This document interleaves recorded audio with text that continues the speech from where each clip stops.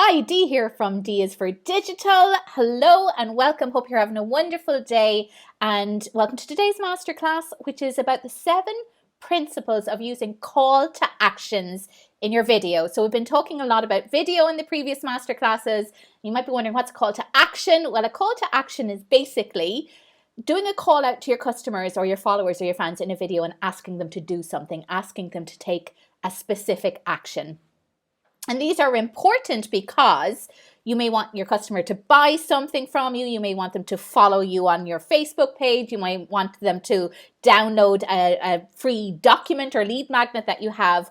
We want our fans, followers, customers taking action from our videos, because other than that, they'll basically just watch our stuff and then do nothing, which can be okay sometimes. We maybe don't need action on every single call, but it's likely if you are using your videos from a business perspective that you're going to want your customers to take some kind of action. And you will have seen these all over the place. You see these buttons: buy now, download now, subscribe today, click here. Those are all calls to action. Very fancy term for something quite basic, but they are important in motivating your customers to do what you want them to do. So what I'm going to cover is the 7 principles that you would want to be considering in terms of what calls to action that you have in your videos. And the first one is, number one, you always need a call to action in your video. You must always have one. Otherwise, people will be consuming all your fabulous content and doing nothing. And often your customers want a call to action from you. You may, when I'm coaching new online entrepreneurs, often they feel very hesitant to, ask someone to do something because they feel that it's intrusive or might be perceived as salesy, and they don't want to be seen that way. And actually, call to actions are perfect because often you don't have to ask for the sale because the call to action is coming up on the video going, buy here, buy here. And we presume our customers don't want us to be clear in what we want from them, when actually the inverse is true. They do want to know what to do next. If they've really enjoyed your video content, they're likely going to want to go, well, how do I get more? And maybe you have a find out more button, right? Or a link coming across your video going, if you want to find out more, just sign up here.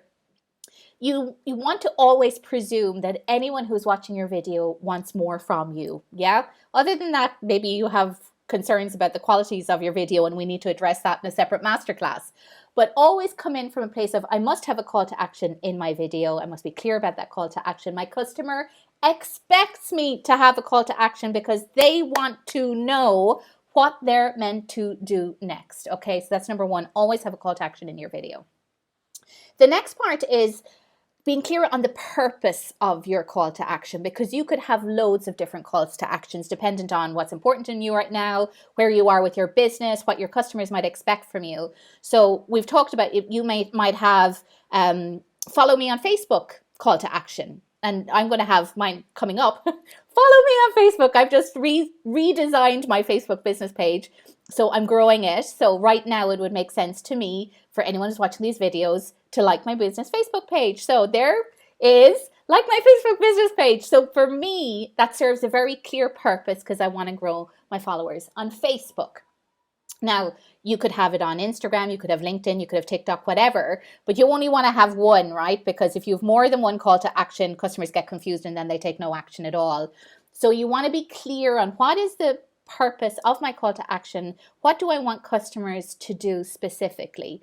And it can be follow you on Instagram. It could even be just like this post or share this video. That's a call to action. It could be to check out your website. It could be to download a particular freebie or gift that you have. It might be to send you an email. It might be to buy something if you're doing a sales video. It might be to schedule a call with you or make an appointment. It can be anything. Like, there are millions, but you want to be sure that the call to action you're using in this particular video serves your purpose as a business, but also helps the customer take action. And it doesn't have to be the same call to action in every video, right? Because obviously what you need your customers to do changes, but you want in each video to have one call to action with a very specific purpose. So for me today, it's going to be like my Facebook page, please. And you want to make it easy. And there's my call to action. And I'm going to repeat my call to action all the way through. Number 3 is to use both visual and verbal cues to help promote your call to action or make it very distinct. So I can talk about my call to action, so verbally, and I can say sign up to my Facebook page, but I will also have a visual, as I've had, so people can see it as well. So now you're doubly reinforcing what you want your customers to do. Now, obviously, I'm not going to talk about, we're talking about calls to action, so I'll be going to talk about the same thing throughout the entire video. But you only may have to mention it once or twice at the start of the video or at the end of the video, right? You're not going to be talking about it all the time, or you may not even talk about it at all and just have a visual there on your video, so people go, oh, I can follow her on Facebook. Now I'll just click there.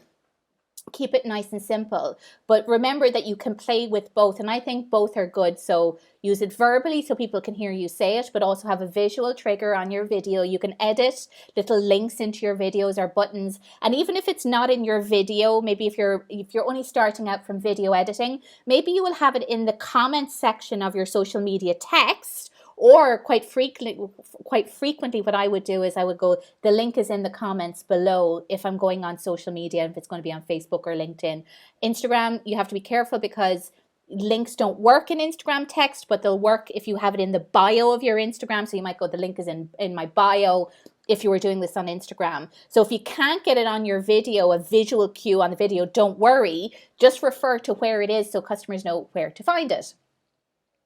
And you want to make sure that the call to action is simple for viewers who are on the go. Now, I've talked a lot about people, here's my phone, watching. Most people will watch video on their phone. They won't be watching it on their laptop or desktop. And they'll be on the go. So whether it's on their way to work or sitting in a bus or playing in the office, whatever, most people will be watching it on their phone. And so you want the call to action be very simple for someone to do, presuming they're busy in the supermarket or doing whatever, that it's just a click, ideally. The simpler the action, the more likely your customer is to take it. So for example, if your call to action is to download something from you and then they have to fill in a form to get the download, you're already adding complexity. And if I'm on the go and I'm sitting here and, it can be easy to fill in forms on phones, but if I had a smaller phone or if I'm not great at typing or if I'm stressed out, I'll just sort of go, no, too hard, too difficult. And the customer won't do it, right? So you want to keep in mind when you're considering your call to action that you keep it as simple as possible. So even if I always think of a busy mom in a supermarket surrounded by screaming kids and trying to get stuff done, and still managing to be on her phone, it should be easy for her to just take that action and have it done without adding in any additional stress, right? So you're always keeping the customer in mind when it comes to the call to action. The simplest it is to do, the more likely they will take action. And number 5 related to that is to be very concise and direct. So you want one call to action per video and you want to be simple and concise. And that's why you will see, if you look at all other people using calls to actions, it's 2 words. It's like click here, subscribe now, book call, whatever. It's very simple. It's very concise. And that is because if your customer is confused, if your followers are confused, they won't take action. So if you go into I could go into an elaborate explanation of why you should follow my Facebook page and it's all these things, but then the call to action gets lost in that. Your call to action needs to be clear and simple. Follow me on Facebook. Okay, that's 4 words, but follow me, follow Facebook. That doesn't really make sense. But you get what I mean. You want to be concise and direct so that the call to action is super simple, super clear for somebody to follow. If you make it elaborate, if you're having to use sentences to try and get across what you want the customer to do, it is already too complicated. You want to simplify. Now, another simple thing, but I often find novice video vloggers do this, they leave the call to action to the end of the video. Now, no one said it has to be at the end. And statistics will show a lot of your viewers will drop off your video in the first 3 to 10 seconds, depending on how long your video is, right? So my videos are quite long. They're generally 20 minutes because they're educational in purpose. So if I was to leave my call to action to the end of the video, most people won't see it, right? So then it's a useless call to action then, because if nobody hears it, well, then no action will be taken. So you can put your call to action right at the front in the first 3 seconds. Even if you're not talking to it, you have a little visual going. You can subscribe here or click here or download now. And maybe again in the middle of the video. You don't want to overdo it, so it'll depend on the length of your videos, right? But don't wait just to the end to have the call to action. You can have it at the start as well, because that's going to increase the likelihood of people signing up.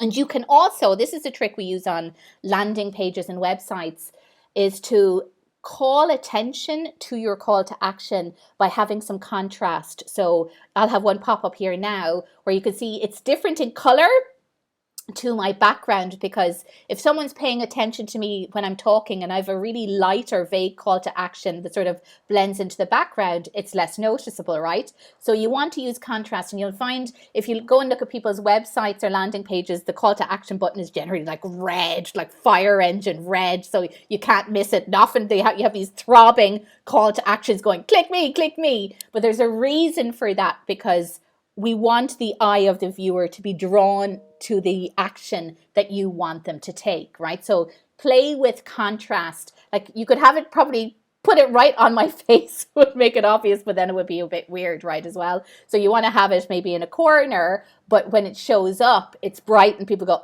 okay, something's happening here. I need to do something. So it's about knowing what call to action serves your purpose most. Be clear and concise about it. Talk about it. Make it visual. Make it simple for customers to be able to take action on. Use the contrast. If you do all of those things, you will have a fabulous call to action. And I think when you're preparing your video, often we focus on, well, what am I going to say and what's the content going to be, that we neglect the call to action. And I'm guilty of this too, because I'm focusing mostly on the educational content, that I forget, well, if someone wants to follow me, I need to tell them how to follow me. I need to tell them how to find out more. Or if I have free programs going on, people can't guess that that's happening. I need to make sure that I promise I'm going to have a call to action in every single video from here on in. I'm going to take my own advice, but do it. Help your customers help themselves. Tell them what you want them to do. Make it simple for them. Make it easy, and off you go. And test different. You find some work better than others, but do it. You've got nothing to lose. Call to action. Tell them what they want to do, and let them do it. And that's it for today's masterclass. I'll see you back here tomorrow, same time, same place. Have a great day. Bye.